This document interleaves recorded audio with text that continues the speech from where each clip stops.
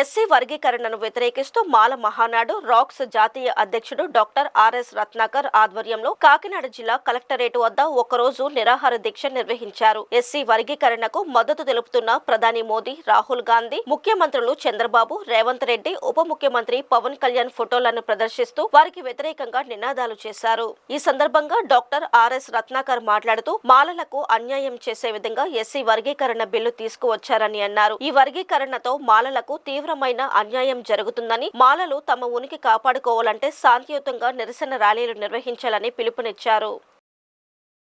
మాల సామాజిక వర్గంపై కక్ష కట్టేశారు మిత్రులారా. ఎస్సీ వర్గీకరణ ముసుగులో మరి మాల సామాజిక వర్గాన్ని అన్ని రాజకీయ పార్టీలు టార్గెట్ చేసి తొక్కేస్తా ఉన్నాయి. వీళ్ళకి రాష్ట్రంలో వీళ్ళు ఇచ్చినటువంటి హామీలు జనాలు మర్చిపోయే విధంగా డైవర్షన్ పాలిటిక్స్ ప్లే చేస్తా ఉన్నారు మిత్రులారా.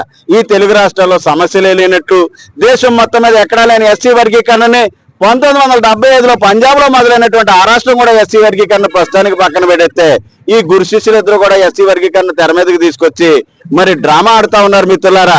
అయితే మిగతా వర్గాలు రాజకీయ పార్టీలు మాల సామాజిక వర్గం గురించి ఏమనుకుంటున్నాయంటే, ఈ మాలోళ్ళు అంబేద్కర్ వర్ధంతి, జయంతి, అలాగే అంబేద్కర్ విగ్రహం మీద దాడి జరిగినప్పుడు ఏదైనా ఏలు ఎరగొడితే, అలాగే మరి ఏదైనా శవం దొరికితే బయటకు వచ్చి పోరాటం చేస్తారు తప్ప మిగతా టైంలో అంబేద్కర్ ఆశయాల కోసం వీళ్ళు పోరాటం చేయరు.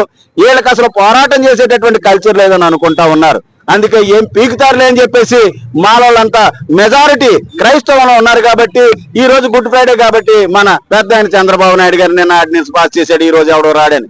అలాగే మన అంబేద్కర్ బర్త్డే రోజున అంబేద్కర్ ఆశయానికి వ్యతిరేకంగా ఉన్నటువంటి అంబేద్కర్ ఎప్పుడైతే ఆయన దళితుల ఐక్యత కోసం పోరాడారో ఆ ఆశయానికి వ్యతిరేకంగా మరి రేవంత్ రెడ్డి అయితే ఏప్రిల్ 14న ఎస్సీ వర్గీకరణ చట్టాన్ని అమల్లోకి తీసుకొచ్చాడు మిత్రులారా.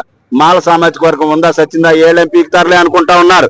ఇకనైనా కళ్ళు తెరవండి, మీరంతా రోడ్లపైకి రండి, శాంతియుతంగా ప్రజాస్వామ్యయుతంగా పోరాటం చేద్దాం అంతే తప్ప, లేకపోతే చరిత్రలో అనగనగా ఒకప్పుడు ఆంధ్రప్రదేశ్ లో తెలుగు రాష్ట్రాల్లో మాల సామాజిక వర్గం ఉండేదని చెప్పేసి చరిత్రలో మిగిలిపోతాం. కాబట్టి ఇకనైనా కళ్ళు తెరవండి. చదువుకున్నటువంటి వ్యక్తులు మనకెందుకు లేని భయపడి అందులో కనబడకుండా పోయారు మిత్రులారా. అలాగే మాల మహానాడు నాయకులు అన్న వాళ్ళు కూడా రాజకీయ పార్టీలకు అమ్ముడుకుపోయి ఎవరో మాట్లాడట్లేదు. ఇక మాల ప్రజాప్రతినిధులైతే స్వార్థ రాజకీయ ప్రయోజనాల కోసం, పదవుల కోసం మాల జాతిని కిందేసి తొక్కెత్తనా సరే బొక్కలోకి దూరిపోయారు మిత్రులారా. కాబట్టి మనమే రక్షించుకోవాలి, మన కోసం మనమే పోరాడాలి. ఇకనైనా కళ్ళు తెరవండి, బయటికి రండి. రేపటి నుంచి నిరంతరం పోరాటం చేస్తాం. ఈ చంద్రబాబు నాయుడు, రేవంత్ రెడ్డి చేసినటువంటి అన్యాయమైనటువంటి చట్టాలని మరి వెనక్కి తీసుకునేంత వరకు చట్టపరంగా కోర్టులో పోరాడదాం. అలాగే నిరంతరం రోడ్డెక్కి ప్రజాస్వామ్యంగా శాంతియుతంగా పోరాటం చేయడానికి మీకు అందరికీ పిలుపునిస్తున్నాను.